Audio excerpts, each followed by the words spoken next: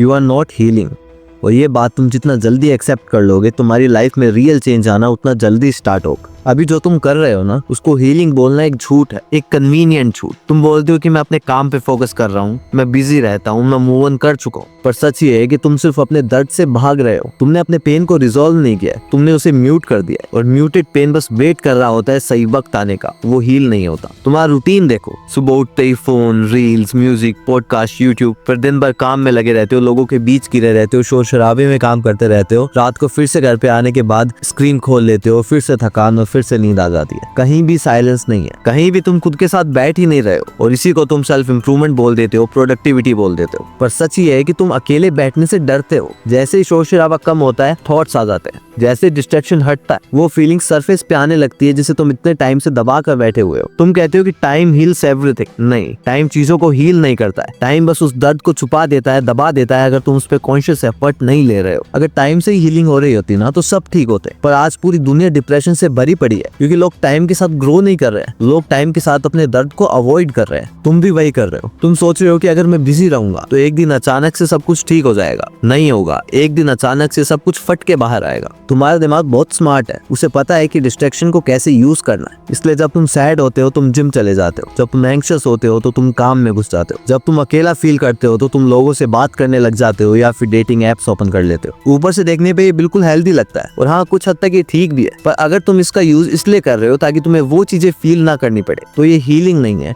ये नंबिंग है। अब यहाँ पर एक डेंजरस इल्यूजन आता है। तुम्हें लगता है कि मैं स्ट्रांग हो गया, क्योंकि अब तुम अपना पेन शेयर नहीं करते, अब तुम रोते नहीं हो, अब तुम ब्रेक डाउन नहीं करते, तुम फंक्शन कर रहे हो, तुम काम पे जा रहे हो, तुम हंस भी रहे हो। पर स्ट्रेंथ का मतलब इमोशंस का मर जाना नहीं होता। स्ट्रेंथ का मतलब होता है इमोशंस के साथ रहना और फिर भी एक्शन लेना। तुमने इमोशन को ही बाईपास कर दिया, तुम उनको फेस ही नहीं कर रहे हो। तुमने कब अपने आप से बिना किसी फोन के, बिना किसी म्यूजिक के, बिना किसी डिस्ट्रैक्शन के, बस शांति में अपने आप से ये पूछा था कि तुम्हें एक्चुअली दर्द क्या है? कब तुमने अपनी गलती एक्सेप्ट की थी? कब तुमने माना था कि हाँ, मुझे रिजेक्ट होने का दर्द है, मुझे अनवांटेड फील होने का दर्द है, मुझे अकेले रह जाने का डर है, मुझे अपनी एक्सपेक्टेशन पे खरा ना उतरने का गिल्ट है? नहीं पूछा ना, क्योंकि पूछने लग गए तो आंसर आने लग जाएगी, और आंसर आने से रेस्पॉन्सिबिलिटी मिलती है, और रेस्पॉन्सिबिलिटी से ही तो तुम भाग रहे हो। तुम बोलते हो कि मैं पास्ट में नहीं जीना चाहता, बहुत अच्छी बात, बट पास्ट से भागना और पास्ट को प्रोसेस करना, ये दोनों बहुत अलग अलग चीजें होती हैं। तुम प्रोसेस नहीं कर रहे हो, तुम सप्रेस कर रहे हो। तुम सोच रहे हो कि अगर मैं उसके बारे में बात ही नहीं करूंगा तो वो एग्जिस्ट ही नहीं करेगा। पर जो चीजें तुम एक्सप्रेस नहीं करते ना, वो तुम्हारे बिहेवियर में धीरे धीरे लीक होती रहती है। तुम छोटी छोटी बातों पे ओवर रिएक्ट करने लग जाते हो, तुम छोटी छोटी बातों पर इरिटेट हो जाते हो, तुम लोगों से जल्दी अटैच हो जाते हो या फिर बिल्कुल ही डिटैच हो जाते हो। ये सब साइंस है कि तुम्हारे अंदर कुछ ना कुछ अनरिजॉल्व पड़ा है। और एक अनकंफर्टेबल ट्रूथ, डिस्ट्रैक्शन एडिक्टिव होता है। तुम्हें लगता है कि तुम खुद को संभाल रहे हो, जबकि एक्चुअल में तुम खुद को बार बार लगातार स्टिमुलेट कर रहे हो। अपने आप को डोपामिन के छोटे छोटे शॉट्स देते हो, थोड़ा काम, थोड़ा जिम, थोड़ा वर्कआउट, थोड़ा एप्रिसिएशन, थोड़ा अटेंशन, थोड़ा कॉन्फिडेंस, थोड़ा वैलिडेशन। तुम्हारा दिमाग इसको पसंद कर लेता है, और फिर जब ये भी नहीं मिलता तो फिर से खोखला फील करते हो, क्योंकि तुमने कभी अपने कोर इशू पर काम ही नहीं किया। हीलिंग बोरिंग होती है, स्लो होती है, अनकंफर्टेबल होती है। हीलिंग का मतलब होता है उस फीलिंग के साथ बैठना जिससे तुम सालों से भाग रहे हो। हीलिंग का मतलब होता है अपने पैटर्न्स को देखना, कैसे तुम गलत लोगों को चूज करते हो, कैसे तुम अपनी बाउंड्रीज को ओवरराइड कर जाते हो, कैसे तुम अपने आप को ओवर गिव करते हो और फिर गिल्ट फील करते हो, कैसे तुम विक्टिम बन जाते हो। हीलिंग का मतलब होता है ये मानना कि कुछ गलतियां तुम्हारी भी थी, और तुम्हारे ईगो के लिए ये सबसे मुश्किल काम होता है। अब प्रैक्टिकल बात सुनो, अगर तुम सच में हील करना चाहते हो तो डिस्ट्रैक्शन को कम करो। कंप्लीटली बंद नहीं करना है, पर थोड़ा कम करो। रोज थोड़ा सा ऐसा टाइम निकालो जहाँ पर तुम खुद के साथ हो, ना फोन, ना म्यूजिक, बस तुम और तुम्हारा दिमाग। जो थॉट्स आ रहे हैं उन्हें आने दो, भागो मत उनसे। तुम्हारा दिमाग पहले ओवर रिएक्ट करेगा, फिर धीरे धीरे शांत होगा, यही प्रोसेस है। दूसरा, जो तुम फील कर रहे हो उसको लेबल करो, ड्रामेटाइज नहीं। मैं सैड हूँ, ये इतना बोलना काफी नहीं है। पूछो अपने आप से कि मैं एग्जैक्टली किस बात से हर्ट हुआ हूँ, रिजेक्शन से, कंपैरिजन से, फेलियर से या डर से। जब तक तुम इमोशंस को क्लैरिटी नहीं दोगे वो तुम्हें कंट्रोल करता रहेगा। नाम दे दो उसको, उसकी जड़ों को समझ लो। ये थेरेपी नहीं है, ये बेसिक सेल्फ ऑनेस्टी है। तीसरा, अपने लाइफ के पैटर्न्स लिखो। हाँ, लिटरली लिखो कि तुम किस टाइप की सिचुएशन में सबसे ज्यादा डिस्टर्ब होते हो, किस टाइप के लोग तुम्हें सबसे ज्यादा ट्रिगर करते हैं, किस वक्त तुम सबसे ज्यादा डिस्ट्रैक्ट होना चाहते हो। ये सब रैंडम नहीं नहीं होता, ये तुम्हारी इमोशनल हिस्ट्री का मैप होता है। और जब तक तुम मैप को अच्छे से नहीं समझोगे तुम बार बार एक ही जगह पर भटकते रहोगे। और लास्ट और सबसे इम्पोर्टेंट बात, हीलिंग का मतलब ये नहीं होता कि तुम कभी हर्ट ही नहीं होगे। हीलिंग का मतलब होता है कि तुम हर्ट होने से डरते नहीं हो। तुम्हें पता है कि अगर फिर से दर्द आया तो तुम खुद को हैंडल कर लोगे, तुम भागोगे नहीं उससे, तुम खुद को डिस्ट्रैक्ट नहीं करोगे, तुम उस पेन को डाइजेस्ट करोगे। सो अगली बार जब तुम खुद को बोलो कि मैं हील हो रहा हूँ, तो एक सवाल पूछना अपने आप से कि क्या मैं सच में अपने दर्द के साथ बैठ पा रहा हूँ या फिर मैं सिर्फ अपने आप को बिजी रख रहा हूँ। क्योंकि जो बंदा सिर्फ बिजी रहता है ना वो कभी हील नहीं होता, और जो बंदा हील नहीं होता वो चाहे कितना भी आगे चला जाए वो अंदर से टूटा हुआ ही रहता है। अगर ये वीडियो रिलेटेबल और वैल्यूएबल लगा और तुम और ऐसी वीडियोस देखना चाहते हो